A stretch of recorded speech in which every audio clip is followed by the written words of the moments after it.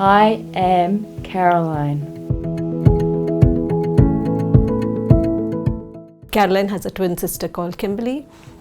So they kept me busy for the first few years. We all had seen few signs of her difficulties when she was a child, but everybody said not to compare the two. And I was a first-time mother, so I didn't quite pick up the warning signs. At 3 years old, I think I began to see something when she wouldn't do everything that her sister did, but we just thought she was playful.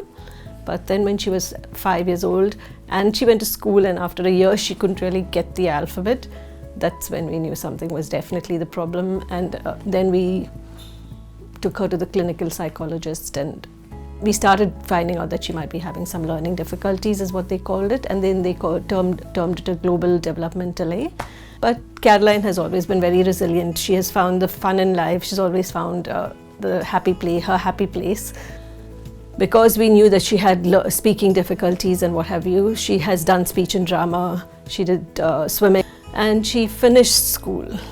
She did various jobs. For 6 months she did a cleaning job. We always faced the same problem. So after working in a particular place for a given amount of time, suddenly she was not required. Caroline was being looked after by carers supplied by a different organization. They would do the same things with her every week. They did not have anything to offer Caroline in terms of employment.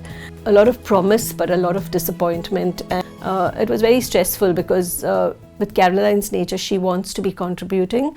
She would get her hopes up every time the person came along. After all that had happened, I got pretty desperate.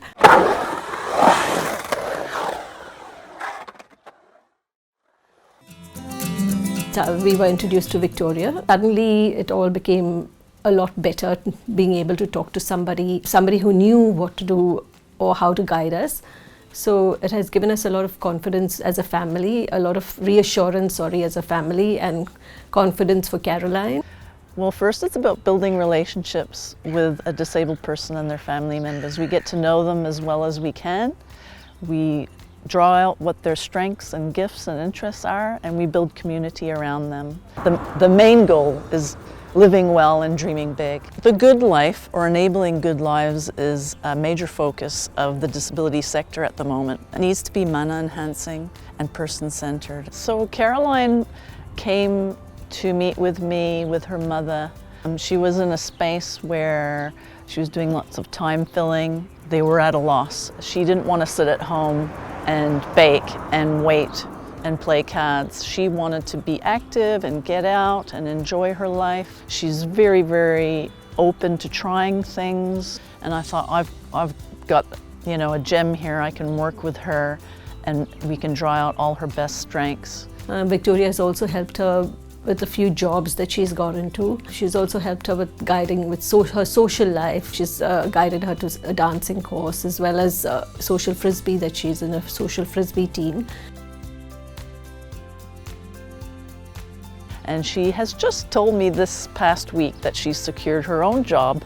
Caroline, being open and honest, spoke to some people and she was offered this position, which she has now started, which is fantastic. I couldn't be happier for her.